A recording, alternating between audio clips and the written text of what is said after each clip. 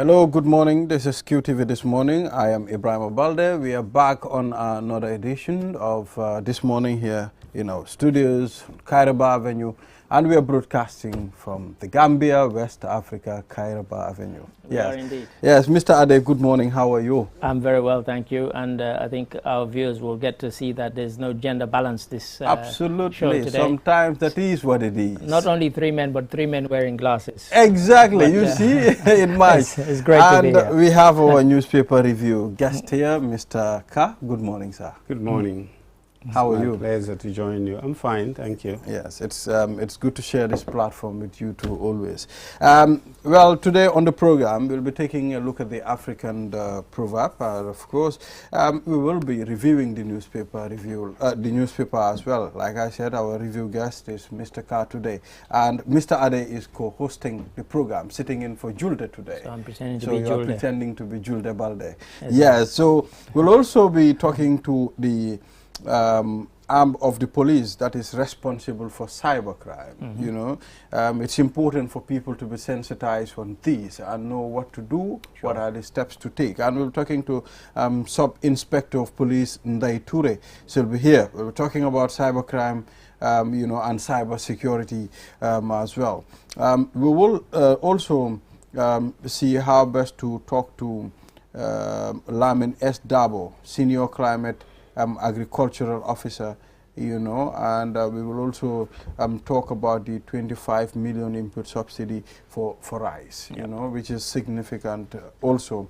What we'll do, we'll take a look at the African proverb before we delve into more details. Yes, do you want me to read it? Absolutely, yes. Today's African proverb, I'm always kind of skeptical about where which Africa is a big continent.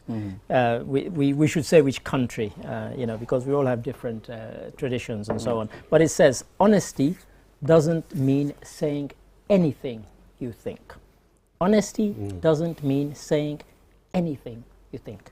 Mr. Ka, can I throw it to you? Yeah, I think that's very, very important, and we need to emphasize that for a number of reasons. One of which, you know, if you are going to be honest, and it will create more issues of calamity and disruption of harmony, and, you know, you would rather, you know, back off and then be economical with, they say, the truth. You know, in that instance, you are not lying, but you are just being restrained. You restrain your tongue in order to make peace and allow peace and harmony to exist, rather than spewing out that honesty, and it creates more problems than you would have envisaged. So in those circumstances, or in that particular context, you should be advised by your wisdom to make that judgment call in order to avoid or avert anything that will result out of that honesty that is not very good. Yes, I mean, sometimes they say common sense is not common. And sometimes people say things and you say to them, oh, you're being very rude. And they say, no, I'm just being honest.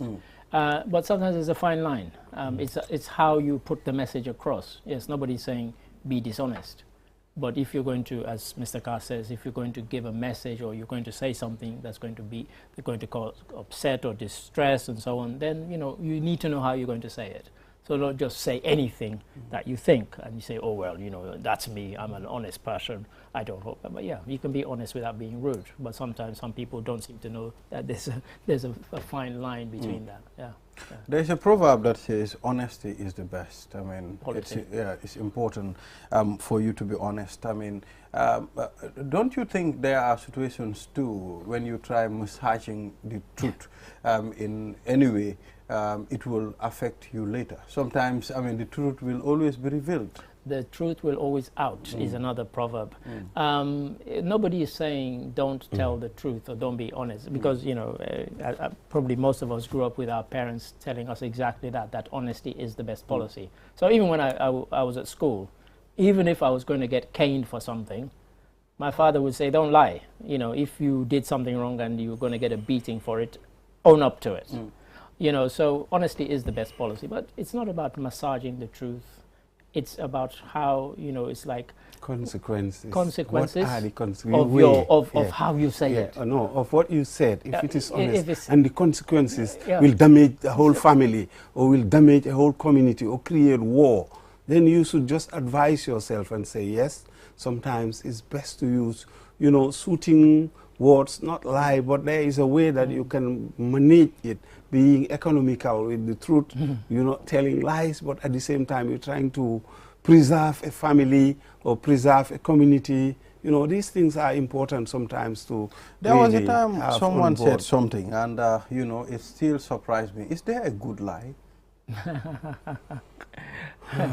Yes, an ironic. there is a good lie. You know, lie. somebody comes to you and you know that they've spent a lot of money on some piece of clothing, and you can see that they love this clothing that they're wearing, and they say, Bale, don't I look great in this?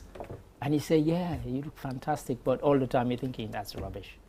That's a good lie. A good lie is just something that convinces you that you believe it. There is no way you will doubt it. When in actuality, if you go in depth into it, you find that it's not true. Not true. So that's what a good lie is.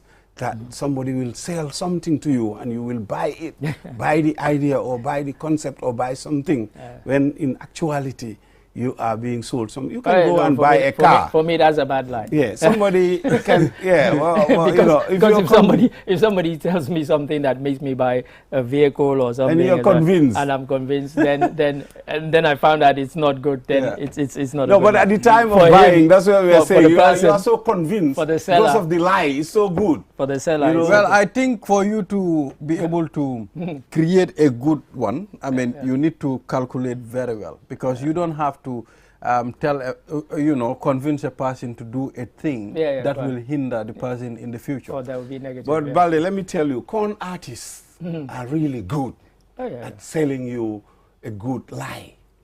That's how they con you out of your money or out of something, because they will convince you. That's why they call them con artists. They convince you about something that is not real, it's not factual, but you get to believe it because of the way it is packaged and the way that is presented to you. You take it hook, line, and sink when it is a lie. So that's what we mean. It's just kind of contradictory in a way, a good lie. But it's just somebody being a con artist and convincing you. And they do that. They can take millions away from you sometimes, these con artists. And they can sell you something, you know, on the internet.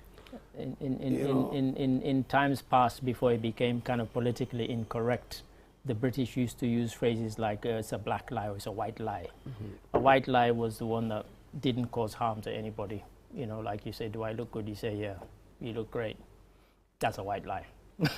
And a black lie would be like, I try and sell you this vehicle by convincing you that it's fantastic. 10 miles down the road, the engine falls at the bottom, you know. That's a terrible lie, I've told you. But they don't use that kind of phrase, that phraseology anymore. Exactly. But they used to in the past. Exactly. I mean, so I think it's a great one, it's and very interesting. It will drive you to certain areas. I mean, we'll take a short break. Let's take a look at the break. From there, then the newspaper review.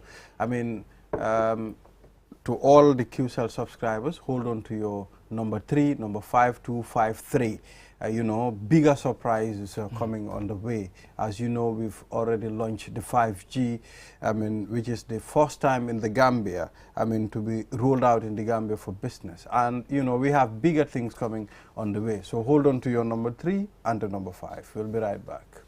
Technology has always been at the forefront of our lives, and the way we use it has evolved drastically over the years. With the advent of 5G internet, we are entering a new era of technological innovation that promises to transform the way we live, work, and play. 5G internet is capable of providing data speeds up to 100 times faster than 4G, making it the ideal solution for streaming high-quality videos, playing online games, and downloading large files on the go. 5G internet is already transforming cities across the globe, powering smart cities, self-driving cars, and virtual reality experiences that were once thought impossible. 5G internet is also paving the way for Internet of Things, allowing for seamless connectivity between devices and the creation of a truly connected world. For the first time in the Gambia, QCell is bringing tomorrow's technology to you today with the launch of QCell 5G Internet. Get ready to experience the out-of-this-world wonders of QCell's 5G Internet. For more information, call 111. QCell. We innovate, others follow.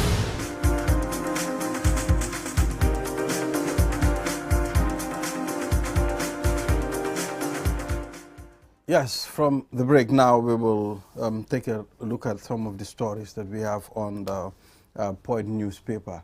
I mean, flour price reduced. I mean, now the flour price is reduced. I mean, are they going to reduce the price of bread as well? We should expect it to translate. It should translate, that, yeah.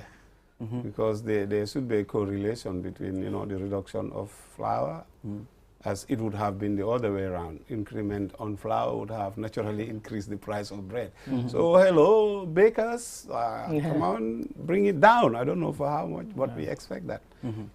Bravo, that This you know, one, prices hardly come down. So if we are registering that, that's a good thing, very commendable. Yeah, indeed. sure. And people eat a lot of bread here. I eat bread at least once a month only. I'm not a big fan of bread. Francophones are more They, into bread. big and time. if you go to France and like you see you know, 100 types of UK, bread. we are not, you just slice bread. Yeah, Normally, not often though. Like Once me, a bread, like I mean, you, I'm wondering how did you manage to live like that? Once a month for bread? Yeah, I'm the same, hardly. Yeah, That's what I'm saying. hardly. It's a cultural thing. If you go to France, they love their bread, They the love the baguette bread. and all this. You know. And the Italians too. I mean, been around Italy quite a bit. And In the so- Gambia, we cannot do without bread and rice.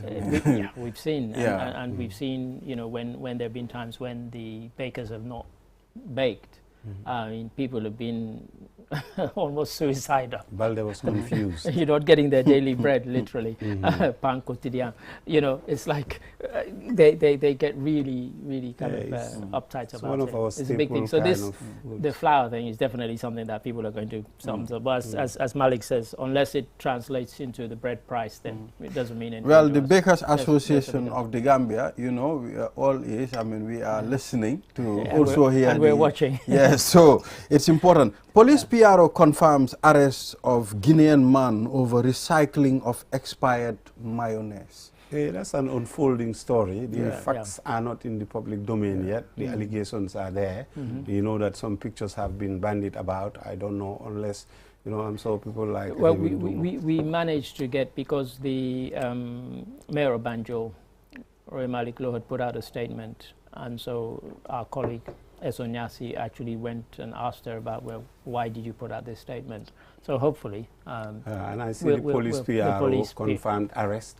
So That's the right. details are yet to That's you right. know, But, unfold, and then yeah. we'll inform the public accordingly. Well, that's right. So hopefully, and not just because I want people to watch the news tonight, but we're trying to see if we can get interviews with the police PRO as well. As I said, we've already interviewed Mayor Malik And Lo. even the place where this Yeah, we is want to go on. supposedly to have been taken Yes, place. I know. Before they confirm whether it's really true, it's happening in the Gambia or not. I mean, for me, my problem is not recycling the mayonnaise.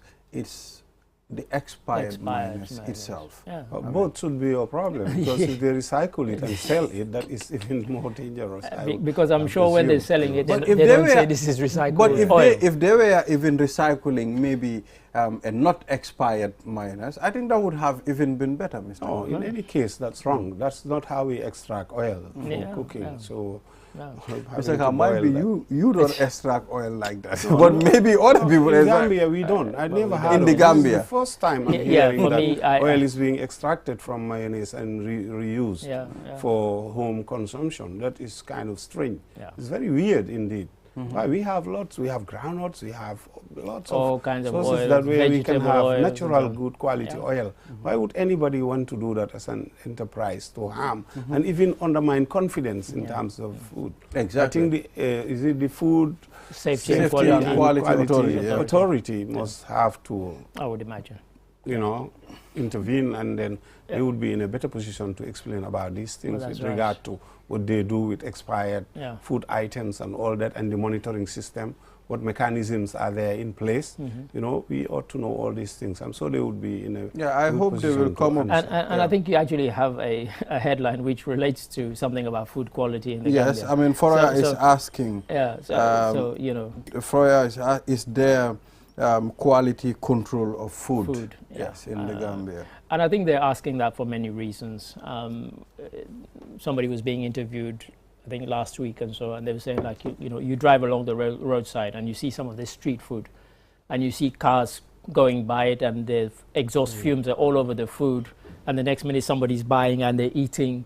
And, you know, who's you know, watching that, and who's regulating that, you know, and people selling next to open gutters. And it's on the floor as well. It's at the floor level. Yes, quite. And especially when it rained. The other day I was just saying that I was with Moch, I'm saying, but why don't they have at least something to raise it off the ground? Because the water, easily we can have cholera and all this kind of stuff, because the water is mixing with the food being placed on the ground and the rains are here. I think they should really be very, very proactive. They have to work, you know, on hygiene, you know. Big time. Yeah, especially this rainy season. It's very significant, whereby the whole thing is moisture and... Rainy season, no rainy season, food should be placed above a certain level of the ground. You know, they should emphasize and enforce that, because, you know... I've said many times before, maybe 100 times, that, you know, I live near Coastal Road Market, and when I went there one day and I saw how people were selling lettuce that was on the ground next to, as you said, it was raining and the rain water was kind of flicking onto it was on the ground, you know, and I said I would never, I told the people in the house, I said, don't ever buy food from that place and expect me to eat it. And since then I've never shopped in that market. It was quite disgusting. So, you know, we really need to be serious about this and just think, oh, well, you know, I'll be all right, I can eat any rubbish. No, you can't. It's one day that rubbish will kill you. You should bring them on. And I've seen situations whereby people sell open food, I mean, in a marketplace where everybody is passing, you know, and you can realize that this food is open on a big bowl. I mean, where people pass, everybody, anything. But that's so normal. But I don't know. We've normalized it. But they can at least put certain minimum standards in order to ensure that what the people are consuming at least have a minimum standard of hygiene. I think at the very least that's what they can do. So, but I'm sure they will bring them to the news to talk about we certainly all these hope things so. and see what they do. So the Vice President is saying livestock sector contributes significantly to the socio-economic development of the Gambia. Sure. I mean, you know, it's very important, as you know. Livestock also, it's another agriculture, I mean, arm, which is very important. We are going towards Tobaski, and we've seen how important, you know, these livestock are to Tobaski. But I mean, Mr. Carr, still we do not have that proper structure, I mean, to be able to rear livestock properly in the Gambia, because most of the time we depend on other countries. Yeah, well, that's precisely the policy document that the Vice President was announcing, saying that they have now put in place a program and a policy in which they will invest in order to encourage the development of livestock, so that we can have, you know, grow what we eat in terms of that. And I think it's important, because we have not been emphasizing that aspect of our agriculture. When people say agriculture, we just tend to focus about, you know, crops, fruits and vegetables. But if you expand it, the other branches of agriculture include animal husbandry, even fishing, and all these are aspects of agriculture, aquaculture, and all those things.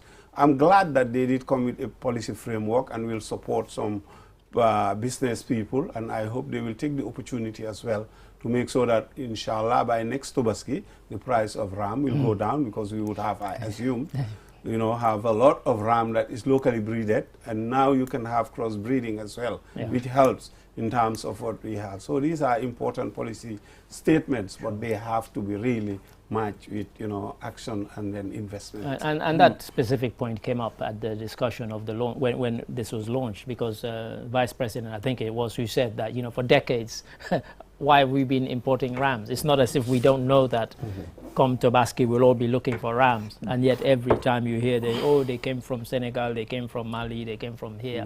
Why have we not, why has nobody thought that, okay, let's see if we can breed our own so that we're not having this mass importation? You know, it's not that... Yeah, grassland, after all, you can feed them easily. Yeah, you can feed them, and so that was part. So now they have this policy. I was quite interested to hear, there was a guy called Ian Wright, who's from one of these international... It's not the footballer, yeah? Not the footballer, Okay. not the footballer. And he was at the event, and he was saying that this specific livestock master plan that has been launched is actually the first in West Africa. In terms of the detail, I was quite surprised when I heard that. I thought, oh, really? But and so there's a lot of money being put into it, and they seem to mean business, and they're serious about it, because we can talk about these things. The important thing also to identify the stakeholders, the primary people who have the passion and the acumen, the direction, and the interest. And invest it towards those people, and then put in a monitoring mechanism and measurement. They have to collect data and information to know how it is performing. Otherwise, it would be another project that will just go down the drain. I hope that will not be the case. That would be a shame. You can have a good policy, but if you don't make a follow-up in terms of implementation and that, then that's the thing. And we're good at having good policies that are validated. Yes, definitely. But implementation becomes our problem. Big time. Mr. Carr, thank you for coming on the program and reviewing the papers, and of course, I mean, some of the stories. And now we will take a short break. After the break, then we will talk to Sub-Inspector of Police Ndai Toure on cyber crime and cyber security in the Gambia. We'll be right back. Now, with QCell's 5G network, experience speeds like never before with our new 5G Rocket Fixed Internet plan. Get speeds from 10 Mbps to 100 Mbps. Your 5G-enabled device. Walk into QCell headquarters to get one of our 5G routers and experience the true feeling of 5G. Only with QCell. QCell brings you the future, tech, innovation, incredible speed. The future is now. For more information, call our customer care on 111. QCell, Sunyapus. We innovate, others follow. Terms and conditions apply. QCell brings you the future with our ultimate bundles. Enjoy the best voice and data bundle plans in one package. Get unlimited data packages with flexible validity and enjoy what true internet feels like. Get 30 minutes of on-net and off-net calls with 5 gigabytes of data for just $350. Or get bigger bundle packages from 10 gigabytes to 20 gigabytes with over 100 on-net and off-net voice calls and enjoy the fastest internet speed in the Gambia. You can also buy 1-day, 3-day or even 7-day packages and enjoy unlimited data bundles with uncapped speeds. Just dial *343# today and experience the limitless capabilities of the QCell network. *343# should be your favorite code to dial now. For more information, call our customer care on 111. QCell. We innovate, others follow. Step into the Espas Motors showroom for your luxurious name brand vehicle. Located along the Bertil Harding Highway, Espas Motors is the Gambia's authorized dealer for Chery, Kia, Ford, and now we bring you the new Peugeot model 3008 SUV. 18-inch alloy wheels, 216 inches high ground clearance, keyless entry system, start and stop button, rear parking assistance system with reverse camera, adaptive cruise control with speed limit, LED daytime running lights, front and side airbags, 8-inch HD touchscreen.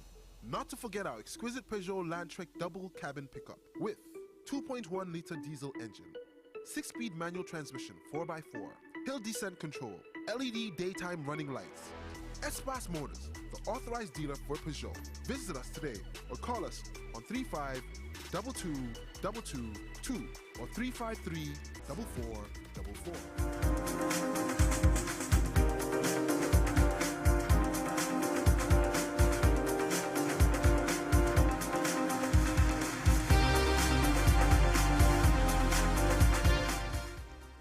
Good morning. We are back again after the newspaper review with Mr. Ka. Now we will, delve into other issues too. Before the break, I said we'll be talking to Sub-Inspector of Police Ndai Ture on cyber security, which is very, very significant. As you know, now we are in the day and age of, technology, which is significant for us to, talk about this because it's important. So we have Ndai Ture with us. Ndai, good morning. Good morning. It's good to have you on QTV this morning. Yeah, it's a pleasure being here. Thank you so much for inviting me. And I'm very happy to be here, and I can't wait to talk about some of this cybercrime.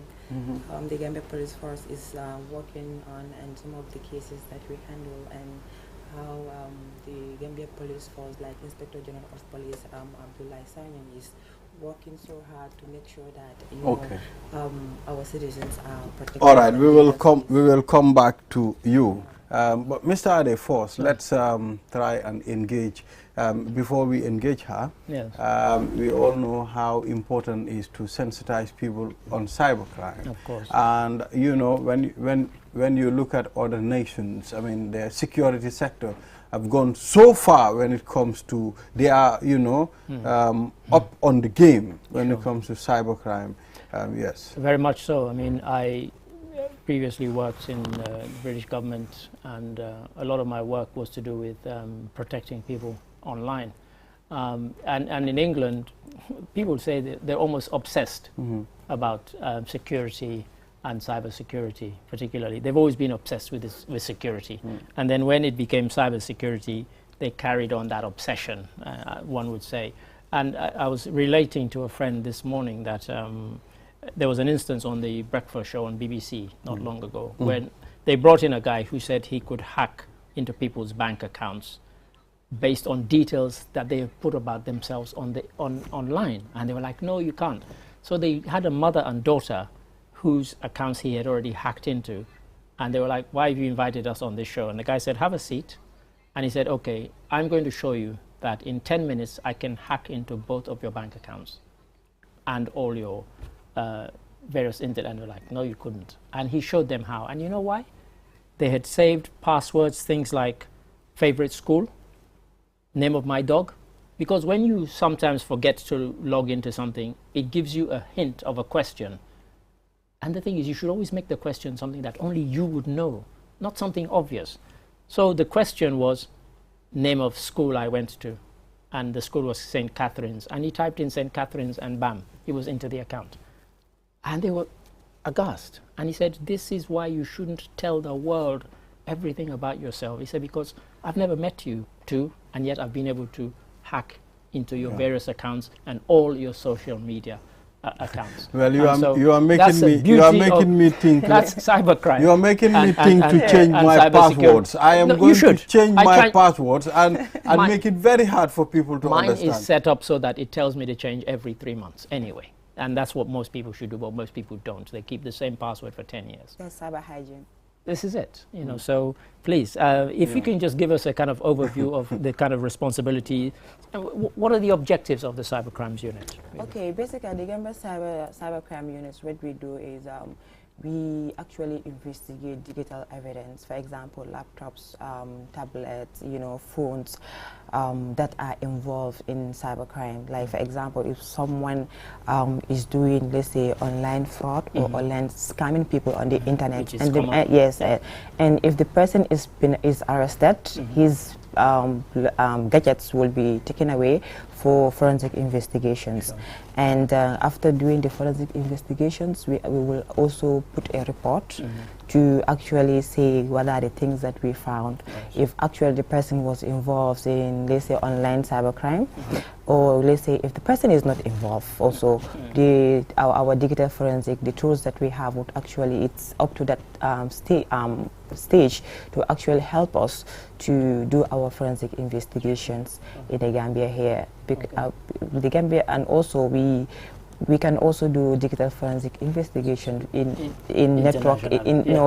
networks. Like, for example, a company network infrastructure is being hit by cyber criminals. Just like, as we all know, a few months ago, our Central Bank of the Gambia was hit by a ransomware attack. Yeah. So these are some of the things that the cybercrime units actually can help, you know, in investigating those kind of cases. And then we are happy that lately the Central Bank of the Gambia was able to involve, you know, the Gambia police force, you know, when they had this cybercrime, you know, attack on their network infrastructure. So it came to our notice that there are some malicious stuffs were happening there. I mean, you mentioned for security reasons. I don't want to mention. Well, exactly. Yeah, you mentioned something ransomware, and I just, you know, not everybody who is who uses a computer is aware what ransomware is. Okay. So I just wondered if you could just explain what that is. Example. Particularly. Yeah. Okay. So ransomware is a malware, like a virus. For example, if your computer is being infected, it's been infected by a virus.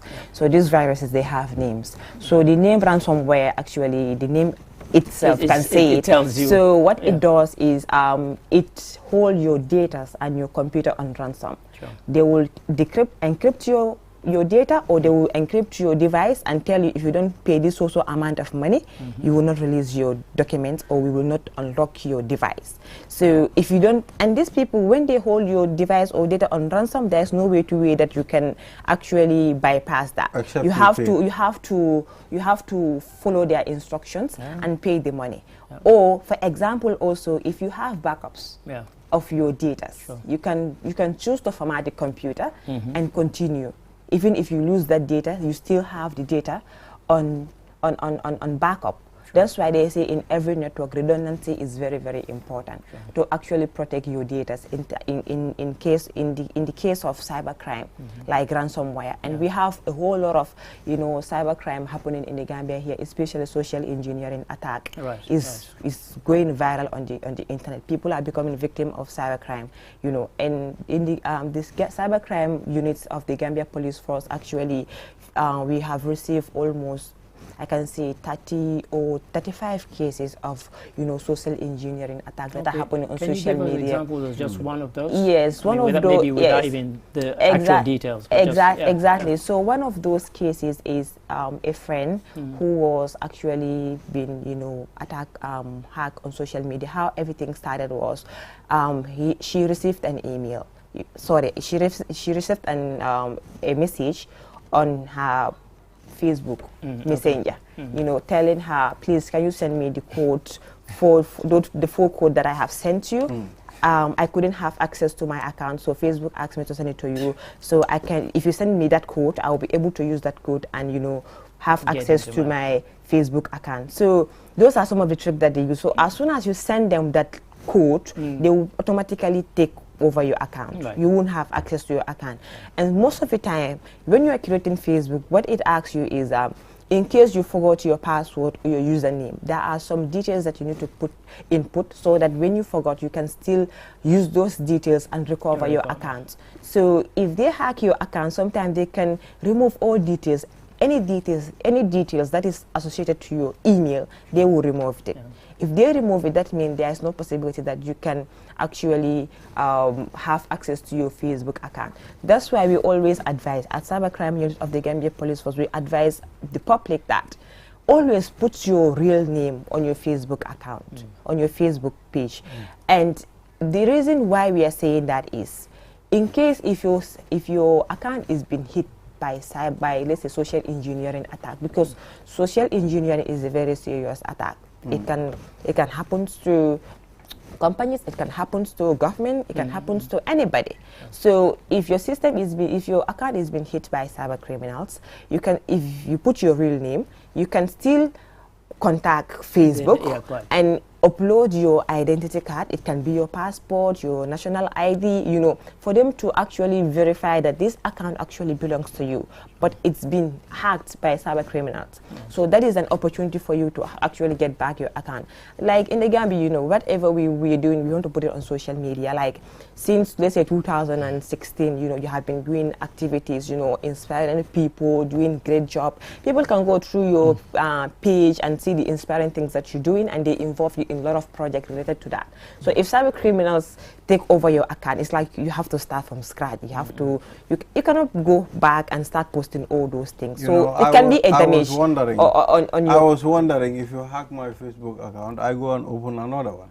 But when she came up with that point, yes, you know, sometimes your Facebook is so dear to you, you cannot change it. I just very quickly, I know it's not particularly related, but when I was off Facebook for almost 4 years, and I had always used my real name, but when I contacted them and said, I want to get back on, they were like, how do we know this is you? So I had to start. So now if you go on my Facebook, actually it's got my surname first and my first name second. Instead of, it used to be Ade Darami, now it's Darami Ade. Yeah. So, but that was them saying we need something more from you to verify. But luckily, I was able to retrieve all the old posts that had been there for 4 years. But I was off for 4 years. Yes, I just got fed up of social and also media. we advise people, when you have an account, you create username and password, don't stop there. Go further, take that one step ahead and enable two-factor authentications. You know, that is an app that you can install on your phone, you know, and then that code, you have to synchronize it with your device, or your account, right? So whenever you log in with your username and password, it will still ask you for extra code to actually access that. So for example, if cyber criminals actually got your username and password, still they need that code from you, the owner of the account, for them to be able to access that. You understand? And also, if you install that app, you enable two-factor authentication. It doesn't stop there. You have to be vigilant because they might use other ways and tell you, please, can you use your app two-factor authentication and send me this source code right now? You know, because that code, it keeps changing every second. So you have to be fast and input the code, or else if you use that code, it won't work. Valid, so they are always, especially social engineering attack, one of their method is they are always in haste because they don't have time. They want you to give them the information as soon as possible. And social engineering attack comes in several different forms. You know, shoulder surfing can be part of it. You can be typing your password on your, you can be using your phone, accessing some of your bank's, site, and then you put in your password. Someone is standing behind you, seeing what you're doing. As soon as you leave, they will go to the same site, use the code and the password that you were using, and they will have access to your account. And I understand at the starting of this show, this scenario that you were explaining, I have seen that. You know, some of these DEF CON, these Hacker Lab events, if you go there, they tell you don't go with your gadgets. even vehicles, they hack cars, they hack mobile phones, even your watch, they can hack it. Anything that is electronic, they can hack it. So that's why when you go in there, you have to, especially if you are not well versed about cybersecurity and cybercrime, don't go there with your gadgets. Because if you go there with your gadgets, especially if you're having millions in your account, know that before you leave that Hacker Lab, nothing will be in your account. So we have to be very careful. And dumpster diving also is part of it. Dumpster diving is more of, let's say, I need some information from QTV, but I don't know how to get it. I can use their cleaners. Like, I can tell them every day after they close, I want you to give me their trash, the papers that they throw, put it in the bag and give it to me. And sometimes maybe you as someone working for QTV, you might be typing something or you print something, maybe you make only 1 or 2 errors, and all of a sudden you are like, let me just throw this paper and print another one again. But when you were, throwing that paper, you do not tear it in a way that nobody can fix the puzzles. You understand? So that's why we always advise that when you are throwing your papers, make sure that you cut everything in a way that nobody can fix the puzzles. And also, you have to always be careful of dumpster diving. It can happen anywhere. Don't trust cleaners, don't trust anybody when it comes to company sensitive data, because this is data that are very valuable. They don't want it to go outside. And also, it's a whole lot of things. I can that's talk why, the whole day. Offices, we have certain papers that, that certain machines that will chop up all these papers. Absolutely. That's the professional way of disposing your paper trash. I think, it's like the Gambia Police Force, they know all these terms, all these, all this. But, how ready are we?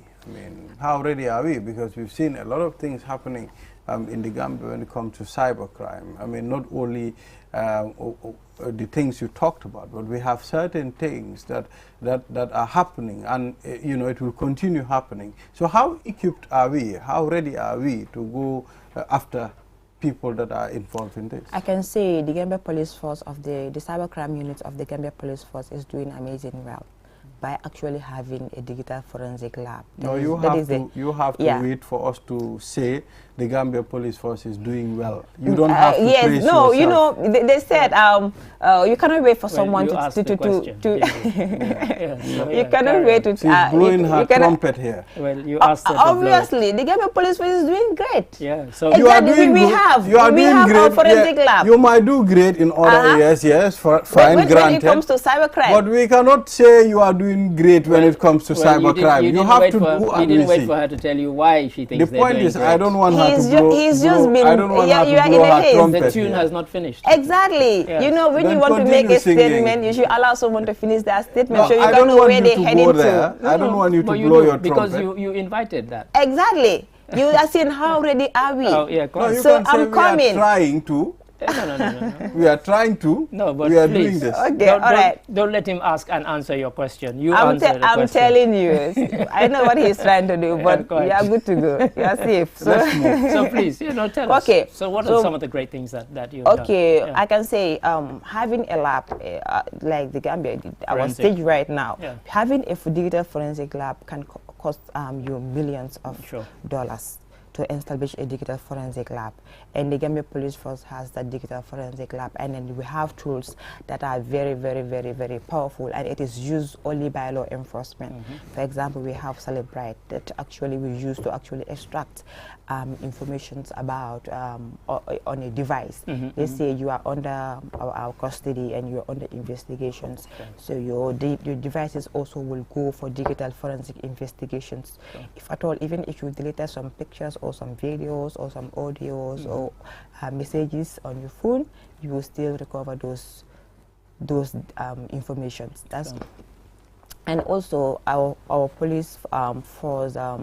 I can say about, is it 10 or 15 police officers were trained on digital forensic investigations, and not long ago also, because if you have the lab, you need to train the people that's supposed to work in that department to be well equipped, to handle some digital forensic investigations. Not long ago, United Nations Office on Drugs and Crimes actually conducted digital forensic investigation for the Gambia Police Force. We attended. Exactly. So I was part of that training, and it was an amazing training. People have different way of conducting digital forensic investigations, but the bottom line here is when conducting digital forensic investigation, you have to follow proper chain of custody. When I say proper chain of custody is you have to make sure that this evidence is admissible in the court of law by following the proper chain of custody. When you collect evidence, you store it, you analyze it, you store it, and you preserve it. These are all stages that need to be maintained so that your evidence can be admissible in the court of law. So which is very, very, very important. And the Gambia Police Force, the Inspector General of Police is working tirelessly as I'm speaking to you. There are more training to come when it comes to digital forensic for the law enforcement, because this is a concern. Cybercrime is becoming unbecoming in the Gambia here, and our Gambians are becoming victims of cybercrime by every day. So we feel it is a concern to actually, do something about this, and that's why I'm saying we are doing very great. So if somebody is watching this and they're thinking, okay, these guys are doing everything they can to protect us once the crime has happened. What advice would you give to Gambians about what they need to do to protect themselves against, rather than waiting for it to get to a point where you're then chasing somebody who has committed the crime? What we can advise the public when it comes to their digital activities on cyberspace, we will say always make sure that you change your password regularly, your account, your social media accounts irregularly. Exactly. And don't use 2007. and don't use the same password on all your accounts. It's not safe. And also make sure on your accounts enable two-factor authentications, you know. And sometimes go on Google, use different device. Google yourself and see how much information of you is out there. Ooh, so you can know, okay, people know about my location, what I do, and all my activities. If you want to reduce it, you can go to your page and start deleting some of the things. As the saying goes, the things that you posted on social media, you have no control over it. But you don't have to say, I have posted this, so I have no control over it. You can still go ahead, you know, put some security measures in place. Maybe the time you deleted it, maybe some cyber criminal came to your page to search about you and something like that. You know, they did not find it there. So it's like, okay, cyber criminal did not find, but what if you do not delete it at all? Sure. They will get that information against you. What about if the cyber crime that is being committed is beyond the borders? What do you do in that case? What we do is, that's why we have Interpol. Interpol, when someone committed a crime on the internet in another country, we would conduct our forensic investigations. And if we have few details about the cyber criminals, we involve Interpol in that particular country. You know, we give it that Interpol in the Gambia here, we will give them the details so they can contact their counterparts in that particular country, and those people will take it from there and hunt that person. And as soon as the person is been arrested, they will contact Interpol Gambia and inform them about the whole thing. And if it's necessary for the person to come here in the Gambia, they will bring the person here. So if it's necessary for us to go there also, you will do so. So committing crime in another country, you think you are safe, you're actually not safe. Let's say if you are not anonymous, sometimes someone can conduct cyber crime on the internet, but there are certain times, 5% of it, you won't be able to find the cyber criminal, you understand? But I can assure you that 80% of cyber crime can be prevented. Yeah, so those are the channels that we use, and sometimes also we use police-to-police cooperation. You know, let's say for example, I have a friend in Nigeria who is into cyber crime, and he is on the cyber crime department. I'm here in the Gambia. Let's say I am doing an investigation. So on my investigation, it shows that this person is living in Nigeria. So I can contact my dad friend in Nigeria in their cyber crime department and tell him, hey, there's this case I'm investigating, so these are the details that I got about this cyber criminal. Please, can you go further and, you know, investigate it for me, because it should be easier that way, since my other friend is in Nigeria already, can actually help me, you know, to get more information about this person, and the person can be arrested anywhere in the world. If you commit a cyber crime, it is illegal. Even there, they can arrest him or her, because what the person did is not, it doesn't go with the law. So if you break the law, you're supposed to be arrested. How often do we sensitize the general public on cybercrime? I think we need to be creating more awareness, more community outreach, just like last year. How often do you go on televisions and radio, tell people about this? As I'm speaking to you, the Gambia Police Force, we have our radio stations. Police Force? You only play reggae music? No, we don't play. Can you imagine that day I listen to Bondi Ganja on the police radio? No, every Monday actually we talk to the public about. Should I tune in? Sure. But you'll this Monday coming. You'll be on this morning. Yes. They too. So I mean, I'm trying to doubt you here. Honestly, like. Should I tune in? Mr. Ade, I'll tune in.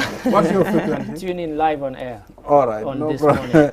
I'm just trying to tease you here. I know. I'm a police officer, so I understand some tricks, sir. Yeah. Okay. All right. So finally, you can go ahead. What we do is we create awareness about cybercrime. We talk to individuals, organizations, you know, and to how they can adopt the culture of cybersecurity, how they can protect themselves when it comes to, you know, cybercrime, when they face cybercrime. So these are the things that we talk to them about. You know, every Monday conducting, let's say every Monday having radio talk show about cybersecurity is one step ahead. You understand? To talk to the public about how they can adopt the culture of cybersecurity and what are the procedures that they need to take, you know, when they want to protect themselves, or let's say if they are facing any kind of cybercrime on the internet, what are the things that they need to do, or if they are confused, they don't know how to go about it, the Gambia and the cybercrime units of the Gambia Police Force is there to help them. Can I just quickly ask, you know, a lot of young people use digital devices.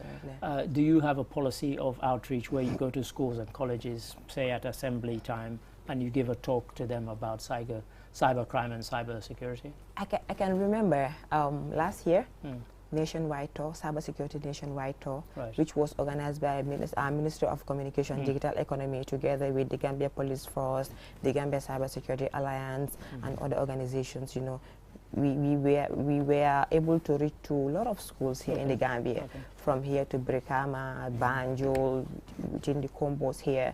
You know, we reach out to the schools, you know, talk to them about cybersecurity and how they can adopt the culture of cybersecurity. You know, these are some of the things that we need to be doing. And the Gambia Police, so that's why the Gambia Police Force is always ready when it comes to this kind of things. Cybercrime unit of the Gambia Police Force, we always want to be involved. Anything that will protect the Gambians from this cybercrime that is happening on this cyberspace. So do you have a helpline or numbers to call when it comes to cybercrime? Right now we don't have a number that we can actually give to people when they facing cybercrime for them to call. But what we do is we on our radio talk show, we tell them the Gambia Police Force, so the cybercrime of the Gambia Police Force is there. Whenever you're facing cybercrime, you can come to our head office. We will help you, because cybercrime units was established last year. So all that is part of our plans to find that, to get the number, whereby people can just call us and say their issues and give us details about how everything went. You know, we can take proactive actions before they can even come to the headquarters, because we believe that someone in Basse won't be able to come to the combos. You know, someone in Basse cannot come to the combos just to complain, to launch a complaint about the issues that they are facing on social media. So those are all part of our plans. You see, I said to you, they are not serious. They don't have a number. I told you. That's the Gambia Police. Sometimes like this is what we face. You don't have a number. Sorry, what about things like Facebook and Twitter, social media handles? You have those where you give out information on a regular basis? Actually, our Facebook, the Gambia Police Force Facebook page, actually, we don't use that to update people. What we do is we use, that's why I say we use our radios to actually talk to people about cybercrime and how they can adopt the culture of cybersecurity, to tell them what are the cybercrime that are happening on the internet. You know, in case if they see those kind of things, their mind will click, okay, I was listening to a radio, they were talking about this kind of thing. I think this person is trying to do that to me, you see. So the person will reflect back and won't do that thing, because everything starts gradually, you understand? What he is saying, everybody, I can say that is his own. That is his own opinion, and everybody is entitled with their opinion. You can say anything you want. Yes. Cybercrime unit of the Gambia. Yes. Doesn't have a direct helpline, and that's the truth. We have to accept that. No, but we are also not denying that. Lines are very significant. We are not denying that. Am I denying that? Yes, but I'm not. Now I'm sending you to IGP. So I don't know. I'm sending you to the IGP. Tell IGP is you need a number. As easy as that. Like get a phone, get a simple phone, put a QCell SIM card and call. If you want, you can come to QCell. We create you 4 digits or 3 digits, 112, or we call 331. What we are saying, we are not saying we will not get the number, but what we are saying is we are working on it. You understand? And this cybercrime unit was established last year. You understand? And we are trying to put a lot of we are trying to put a lot of things in place. You understand? So for now, what we are doing is, that's why we have radio talk shows. And that's why you're and that's why I'm here. How do you even know the Gambia Police Force is there? How did you another suggestion for your radio shows. You know, we are trying to help each other here. Absolutely, and we are always open. We are helping each other. So what we do now, your radio talk shows, don't just, do radio shows on Mondays only. Do some recordings. Go to your recording studio. Cybercrime is a crime in the Gambia, and if you see this and that, if you see this, do a recording, play it at your free time. Let them play it. Let it keep playing like an advert on the radio. And let people on hear other it. stations as well. Yes, that's what we do. Yeah, and we are But not the there. Thank Gambia you for that Police Force, input. they are tight-fisted. They will not be able to pay advertisement on other radios. Yeah. I'm just teasing you. You can give us that free air. Public Time. service. They are our people. Yes. We work So are hand you guys in willing glove to do that together. for us? No, if you come, when it comes to national... Free, for free. He's not the head of For radio, free. so you don't If- even no, dare ask him that. If you come, He's bringing when- up no, when that it comes they to can things- provide no, us that. So what- are you what ready I to do know- that for us? What I know, the Q group, when it comes to nation building and protecting its citizens is our priority. You don't need to ask. Even our cleaner in Kunkujam Mariama, you can ask whether the Q group is going to Okay, accept so that. okay, They'll tell you yes. So I understand. So that means He's saying you will yes. give us free air time on Q TV or Q radio. Well, just come up with a better plan, not plans that will be clicking doubts on our mind. But actually, the Gambia Police Force, I know... You are changing your mind. No, Alright. I know you are doing a very good job. Absolutely. Recently, you've celebrated the Anti-Crime Day, you know, yes. which is very significant. We have seen the jobs. We have seen how now security personnel are working in our streets, protecting its citizens. Absolutely. Maybe the cyber crime unit is only one arm of the Gambia Police Force. I understand, you know, but I don't expect to, when you come on this platform, I just praise you. Oh, you are doing good. And I know you are doing good. And it's okay. You are doing good, but you still need to push more. We want people to criticize us. If Yeah. someone criticizes you, you see your weaknesses, you work on it. I don't So we actually love take it. it as criticizing the person. It's It's a matter of, trying to, you know, put some more efforts and more push so that you can, you know, improve on your services. It's positive criticism. Yeah, I It's think not it negative. It is a good lie. Yeah. It's a good lie, isn't it? I don't think that I don't think that applies. All right, okay, Ndai Toure, this is this morning. This is what we do here. This is what Alright. happens here. So our doors are open. Yeah. Now we'll give you the platform. You can come on this morning anytime. Anything you have, come on this platform. No problem. All right, I'm signing that and I'm giving you that. Okay, If you so have the any- Gambia, are you guys watching? Gambia Police Force, can that's be a our promise. If witnesses. they have anything that they want to share on this morning, Okay. yeah, the airtime is here. Okay, all right, then anytime. Next time you when will surely coming, be get here. a number. Obviously, we get the number. I said we are taking Get one the step, number, one- get a website, one get an step email, at get a time. Twitter account, One Facebook step- account, All of the above. and make sure next time you wear a uniform. No, she's I'm plain plain clothes. clothes. Oh, you are She's plain plain clothes. Yeah. Be careful, we have plain clothes officers roaming in our streets. Yes, all right, thank you very much. right. We appreciate your coming and we are grateful. I mean, you know your area very well because, I mean, you are able to relate some of the things that you do. And, you know, we appreciate that. We are coming up. I mean, our people are coming up. You know, young people are taking over, you know, so I think this is very, very significant. And you know, as Sunday has said, I think, you know, the public should be reassured, but the public also has a role to play in Yes, making sure. Don't just leave it to exactly. the That's why they said in cybersecurity, we can talk about, we can create advocacy, but the security comes from you yourself. If you don't protect yourself, nobody can protect you. What we can do is, we can only tell you these are the procedures you need to take to protect yourself. Or we cannot come and take your device and tell you this is how you should do it. You are right. understand? Thank you, So, Ndai. yeah. Thank you. We Thank you appreciate. Viewers, will take a short break. After the break, we'll talk to Lamin S. Dabo, Senior Climate Agriculture Officer. We will talk about the 25 million input subsidy for rice. We'll be right back. Step into the Espas Motors showroom for your luxurious name brand vehicle. Located along the Bertil Harding Highway, Espas Motors is the Gambia's authorized dealer for Chery, Kia, Ford, and now we bring you the new Peugeot model 3008 SUV. 18-inch alloy wheels, 216 inches high ground clearance, keyless entry system, start and stop button, rear parking assistance system with reverse camera, adaptive cruise control with speed limit, LED daytime running lights, front and side airbags, 8-inch HD touchscreen. Not to forget our exquisite Peugeot Landtrek double cabin pickup with 2.1-liter diesel engine, 6-speed manual transmission 4x4, hill descent control, LED daytime running lights. Espas Motors, the authorized dealer for Peugeot. Visit us today or call us on 35-2222 or 353-4444. Do your banking the smart way with the new Aji Bank mobile app. Transfer money to any bank account in the Gambia. Top up airtime for all networks. Pay utility bills. Check your account balance and view mini statements. Request for ATM cards. Request for checkbooks and more in a single touch. So, do your banking in a smart way. Do your banking now with Aji Bank mobile app. Every time is banking time. Aji Bank, your investment partner.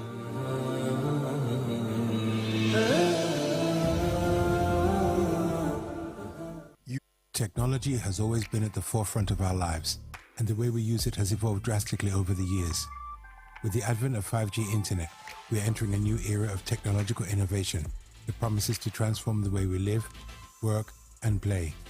5G internet is capable of providing data speeds up to 100 times faster than 4G, making it the ideal solution for streaming high-quality videos, playing online games, and downloading large files on the go. 5G internet is already transforming cities across the globe, powering smart cities, self-driving cars, and virtual reality experiences that were once thought impossible. 5G internet is also paving the way for Internet of Things, allowing for seamless connectivity between devices and the creation of a truly connected world. For the first time in the Gambia, QCell is bringing tomorrow's technology to you today with the launch of QCell 5G Internet. Get ready to experience the out-of-this-world wonders of QCell's 5G Internet. For more information, call 111. QCell. We innovate, others follow.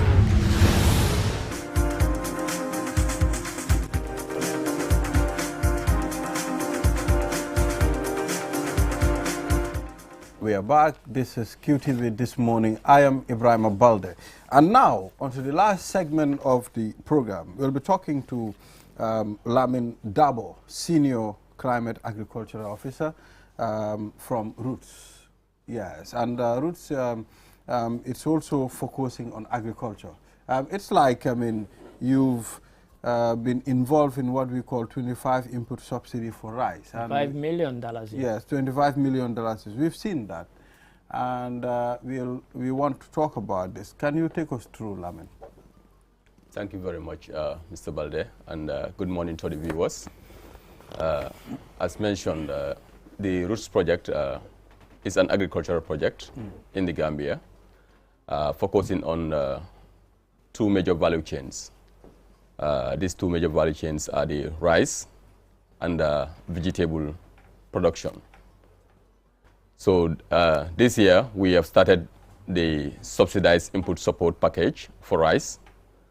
This is a support package purely for the farmer organizations in the country to boost rice production, but also to build the capacities of these farmer organizations so that they can be able to sustainably take care of their input needs eventually when the project is no longer there. We started this a bit earlier this year, actually. That was during the dry season, because in the country we have different rice production ecologies. If you go to the CRRs and some parts of URR, you have areas where they do rice production during the dry season. Yes.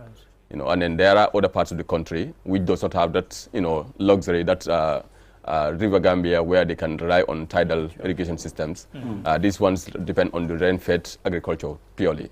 So we started during the dry season with the CRR, some schemes in the CRR, and especially some of the most famous rice production schemes, that is Jahali and then the Pacha. Yeah. And there are two other communities like the Sukuta and the Barajalis, which are all tidal irrigated rice production systems. Sure. So we supported them. We provided them plowing services as part of the input support package. And now for this particular rainy season, we have expanded actually. Now 25 communities across the country are benefiting. Yes. Wow, that's interesting. I mean, the Jahali Pacha one, which you just mentioned, because I did history, there was a time when, in 1969, Sadauda Jawara went to Jahali Pacha, and he said in about 5 years' time, the rice produced here will be able to feed the whole of Gambia. What happened? Why did that never I mean, Yes. I know what you're doing now is trying to address that. Yes. But that was in 1969. Yes. Yes, I think Jahali Pachar, these are very well-known rice schemes. I think since we were in school, we were taught, the Jahali Pachar rice schemes. Yeah. Yes, a lot of things has happened. We've also read about some history about the scheme, and then some infrastructure developments that have happened there, and all the support packages that have come through the government, through projects, and different various organizations. But what happened is, yes, the scheme was developed, infrastructure-wise, in terms of the irrigation systems. But eventually, along the line, these infrastructure systems, irrigation infrastructure, deteriorated. Right. And that is also affecting the level of production in those schemes. Okay. Because as long as the right infrastructure is not in place, it will impede on the production of rice in those schemes. So that's a challenge that these two major schemes are facing. And this is well known to the government and then the projects that are supposed to intervene there. And efforts are being done to make sure the infrastructure aspect, is taken care of, for good. Yes, those processes are already on. So for this new scheme that we're talking about now, what would success of this scheme look like? What's the end game? What's the kind of short, medium, and long-term aims of this specific one that we're talking about now, this 25 million that we just mentioned? Yes. So for the input support package, like I said, this is to support the farm organizations, the beneficiaries of the project, to be able to increase production and productivity. Yes. So with this, in the short term, the farmers will get their required input needs. The project is providing them support in terms of the seed. Right. There is certified seeds which are produced in the Gambia and are certified to be seed that can be produced. We also are supporting them with fertilizer. Right. That is the required fertilizer rate, that should be applied for rice production, because that's also a challenge in production. Sometimes, even if you have the land, you have the seed or whatever, if you don't have the adequate, nutrient support, to boost the plant, in terms of attaining the yield, it's going to be a challenge. So that's why, we are also providing them the adequate fertilizer required. And also, land preparation has always been a challenge. True. So that's why we are also supporting them with plowing. Okay. So that, when they get a package of seed, plowing, and fertilizer, at least this will help them a lot in terms of, increasing production and in the yield of the rice. But also, we are not stopping there as a project, because we are also guiding them through, through the right advice, agronomic advice, Right. Through our implementing partners, that is the Department of Agriculture. We will be establishing what we call the farmer field schools in each of these sites, so that these farmers can be trained and guided on the best practices of producing rice, Right. To be able to increase the yield. Yes. So, we understand Roots is a project. Yes. What are we doing to sustain, some of these things that are done for farmers for the future? We've seen a lot of things, a lot of projects. We've been doing these things. But at the end of time, when the project phase out, everything goes back to square one. Yes. I think that's one thing that Roots is also trying to champion. Whatever intervention we are doing, we always look at the sustainability aspects, of it. This is why whatever we are doing with under this support, it is kind of, demand driven. For example, I mentioned that we started this thing during the dry season, for those tidal irrigated schemes. Before we actually gave them the support, these farmer organizations were invited, and we have a dialogue with them, a meeting with them. They mentioned to us what their needs are, and we understand what we can do. So with this, it's kind of demand driven from them. They are the ones who say, okay, this is what we need, and then the project supports them on that. Right. But also as part of the sustainability package, because I said this support is done through the farm organizations. the project is building the capacities of these farm organizations. Because some of these things, yes, projects have been supporting with seed, with fertilizer, and then with many things. But the organizations that handles these things at the the rice field level, these are the farm organizations. We need to build their capacities, to strengthen them, to organize them, so that whatever support that comes to them, they can also have their own plans in sustaining these things. So also as part of this input support package, because we call it the subsidized input support package. Right. The project could have done it 100%, but there is some percentage that the farmers will also contribute to. Sure. That is, the project will do 80% for the first year, and then the farmers will do 20%. Right. This will, show that ownership in them, that we are not just getting this thing gratis, and then the 20% they are contributing towards it, they will take it seriously. But they are not just contributing 20%, for example, in the first year. They are going beyond the 20%, so that when they pay their 20%, the balance, like for example, the 30% that they contribute on top of the 20%, they keep that one in their organization's accounts. Okay. So that eventually, because this is a 3-year program, the project will support them first year, the second year, and then the third year. Sure. So that eventually, when the project is no longer there, then the savings that they have, and through the process also, we are also linking them with these input suppliers. For example, the fertilizer, we'll be linking them with the supplier, the food security, GGC anyway. The name now is a bit difficult to pronounce because they have a new name. Gambia Groundnut Marketing. I know they are the dealers in fertilizer. Yes. So we are linking them with these input dealers, like the seed suppliers, like the tractor service providers, so that, eventually, whenever the project is no longer there, they themselves will be able to organize themselves, to be able to take care of these input needs, for their members. Okay. So those are the sustainability plans that we are also putting in place for them. So, how did you see, what can you tell me about the Gambia farming sector? The agriculture sector of the Gambia. Do we have a future?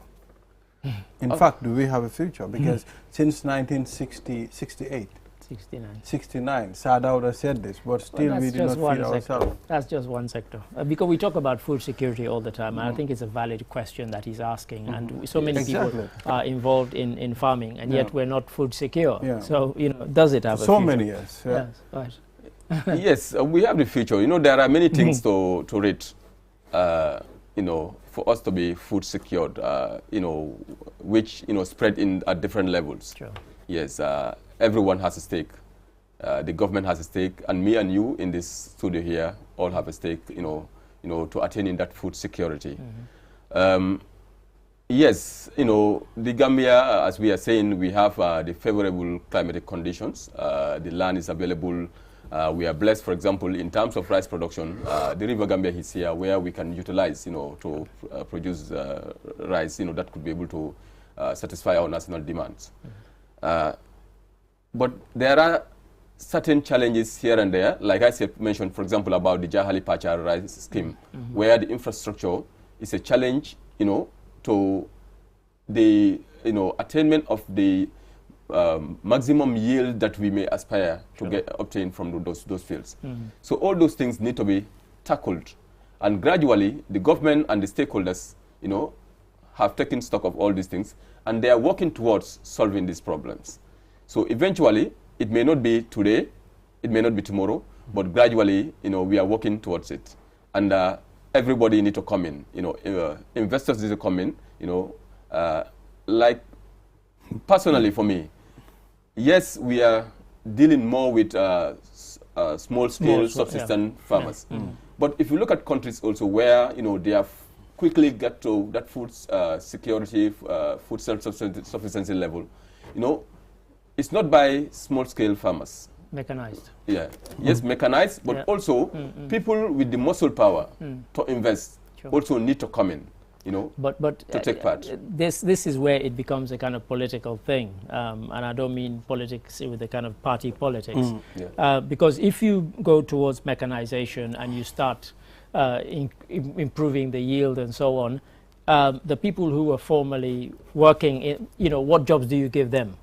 Because if one machine can do the job of 20 people, then you have one guy working that machine, the other 19, what jobs do you give them? And that's always been an accusation leveled against not just the Gambia, but African countries, that's why they don't go in for mechanization, because it will mean you'll have lots of unemployed people.